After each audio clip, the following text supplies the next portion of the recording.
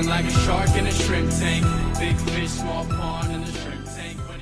Hello and welcome to the video wrap-up show for the Shrimp Tank podcast in Seattle. I'm Dan Whedon, and I'm joined by my co-host Phil Simchich. Today we had a fantastic conversation with Doug Hall from Resources for CEOs. You want to watch the entire episode, subscribe wherever you get your podcast. You can also find all our episodes on our website at shrimptankpodcast.com/Seattle. Doug Hall, thanks for being on the show today. Again, everybody's going to have to listen to the entire podcast, but let's start off with this. What is it that you do? There's a ton of leadership experts out there, and I know that you're different. Tell everybody how. Well, thanks, Dan and Phil. It was great to be on the podcast with you guys. And there are a bunch of people that claim to work with leadership and, in fact, probably do amazing work with leadership. I don't profess to know it all or do it all.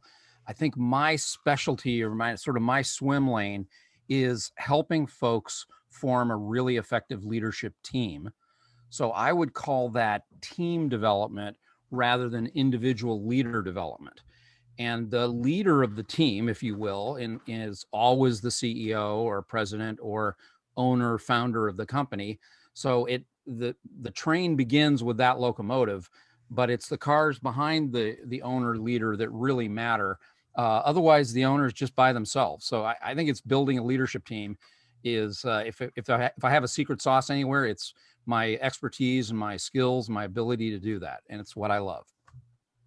Well, and from our earlier conversation, there's a lot of consultants out there, but they're stuck on a singular methodology or brand, or they bought some tools. And you're able to integrate your 30 years of business experience, corporate experience, into a whole multiple kinds of methodologies and authors and experts, so that I think you're bringing a much more holistic and unique perspective that's customized for your clients. So speaking of your 30 years of corporate experience, what were the business lessons that you garnered from those decades in corporate life that are useful and relevant and applicable to small, medium businesses who are in growth mode today? Yeah, that's a great question, Phil. And I think the overriding sense when I go back to entering the corporate world in the late 70s and then exiting about 10 years ago, what I increasingly saw was the contrast between bureaucracy and entrepreneurial energy and leadership. So my encouragement to folks is that there is room for entrepreneurship. Some people call it intrapreneurship in large organizations. So don't give up the battle. Fight the good fight. If you work for a bureaucrat, have faith, things will change. And if things don't change, hit the eject button. I changed jobs a lot because I was not happy. In addition to the fact that I was a pretty bad employee, other than that. So, I really should have been self-employed from the beginning, but got married, had kids, college tuition, vacations, cars, houses, mortgage, all those little expenses that come along.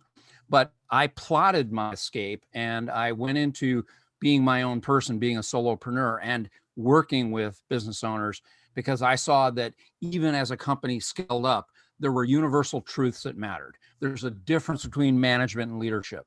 You need to study both, right? How do you know you're a leader? Turn around and see if anybody's following you. How do you know you're a manager? You're effective at getting a team to work together harmoniously and get things done without your own efforts. If you're doing all the work, you're not a leader and you're not a manager. So take that to heart, business owners. And there is a brighter future out there. If you can mount and lead an effective leadership team, even if you only have 5 employees, 10 employees, 20 employees, your life can get better. As a small business owner, don't get negative. I see this with some people. They just feel like they're working themselves to death.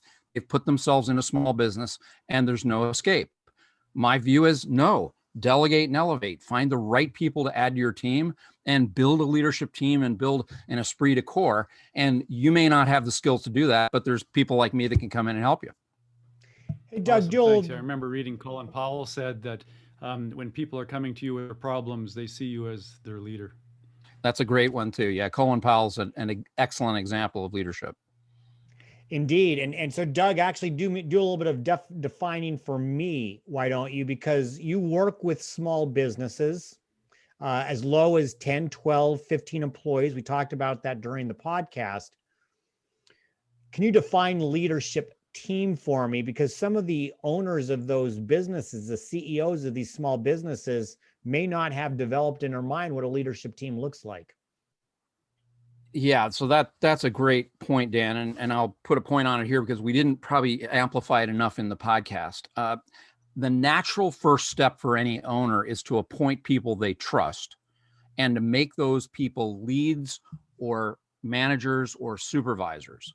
That is the beginning of a leadership team, but you can't call that a leadership team. My test of a leader working in a business of 12 plus employees is they're able to get up to a strategic level of thought. They're able to do strategic planning. They may not even call it that. They're able to see past a week, past 90 days, maybe even past 1 year. That's strategic thinking. If they can't get out to a year or more, they're going to be just a supervisor, and that's okay. We need those people. Those are the tacticians. The strategists are people that can envision a year, 3 years, 5 years, 10 years. I like to use the term BHAG. What's our big, hairy, audacious goal out there 10 years out? And those are your leaders. And usually they own a function. A leader owns sales, a leader owns manufacturing, a leader owns finance and ops. And obviously this is a company that's big enough to afford that. So at what point do they get big enough for the CEO to be thinking out 6 months, a year, 5 years, 10 years? Or is it more a matter of mindset? Does company size matter or mindset? No, I think it's a growth mindset, Phil. And I think in my experience, the inflection point is about 12 employees and about 2 million a year US revenue. Somewhere around 2 million, so you're up to flirting with 200,000 a month US, a little bit more Canadian. And, you've got enough moving parts so that you feel like this thing's getting complicated. That's usually where it starts to make sense. Doug, thank you so much for being a guest here on the Shrimp Tank. For our listeners that want to get in touch with you and learn more about you and your company, how can they reach you? How do they get in contact with you? Yeah, that's great. It's awesome to be here, Dan and Phil. I'm in LinkedIn, easy to find, Douglas M. Hall in there. And also my website, Resources for CEOs, sort of 3 words, right? Spelled out. You can find me on the web and be happy to hear from you and invite you to be a guest in one of my group coaching programs. That's great. Make sure you check out all the replays on shrimptankpodcast.com/Seattle and wherever you get your podcasts, iHeart, Apple, Google, Spotify. Please follow us on our show's social media pages on YouTube, Facebook, and Instagram. And please join us on May the 26th at noon Pacific time on our Facebook page. It's our next live stream broadcast. Our guest is going to be Jennifer Fisher of Bellevue LifeSpring, a fantastic nonprofit organization in Bellevue, Washington.